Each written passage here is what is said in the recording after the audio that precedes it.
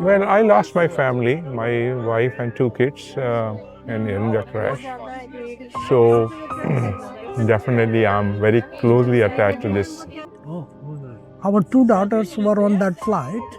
At that time, they were 21 and 19, and they were both university students, one in the medical college and one in the pharmacy.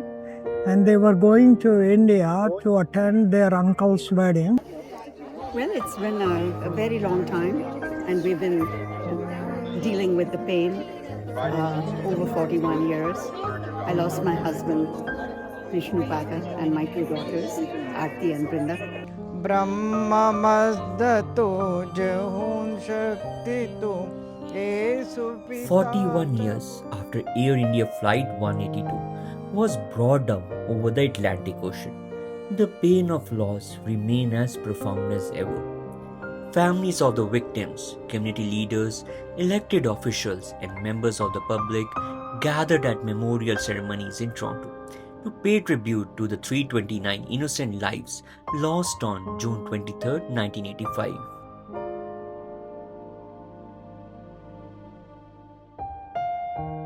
Flowers were laid, prayers were offered, and moments of silence observed as attendees reflected on one of the darkest chapters in aviation history. Speakers emphasized that the tragedy was not only an attack on innocent passengers, but also a reminder of the devastating human cost of terrorism. Well, today is the 41st anniversary of the bombing of Air India Flight 182, where 329 innocent people were murdered, as well as the two people at Narita Airport. So it's a day for Canadians to remember this tragedy. It's the largest mass murder in Canadian history, as well as the worst act of aviation terrorism in the world other than 9/11. So it's for Canadians and people all around to remember and make sure we don't forget the lessons learned from this tragedy so nothing like this ever happens again. And if it does, that we're in a better position to deal with it in the future. Only I would say that this kind of attacks, terror attacks, can never diminish our spirit of fighting, our resolve to fight terrorism. Government of India and Consulate General of India has always stood with the victims of this terror attack and the tragedy which happened.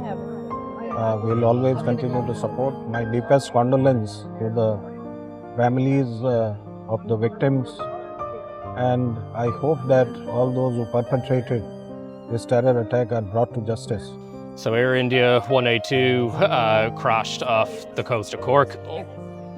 Within minutes of the aircraft disappearing from Irish radar screens, we immediately scrambled a response. An Irish Navy ship was relatively close by, who then sailed to the scene.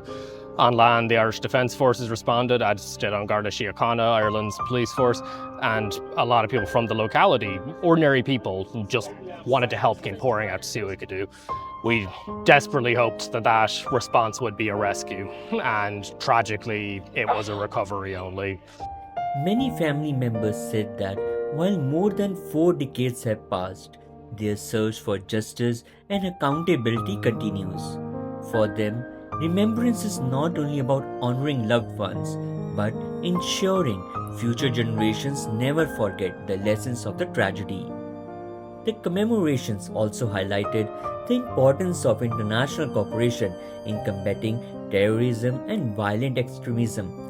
Officials reiterated that the memory of those lost must inspire continued effort to build a safer and more peaceful world. It's important for us to remember all the lives lost. It was one of the largest Canadian tragedies that we've had.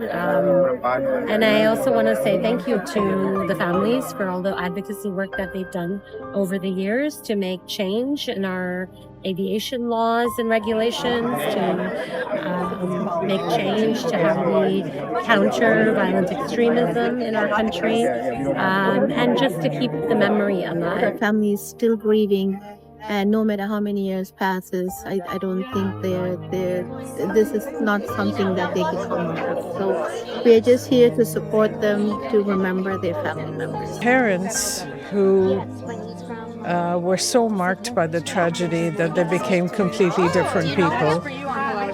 My mother, I remember her singing to Akashvani in the morning and making food and happy and playing with us like she was one of us.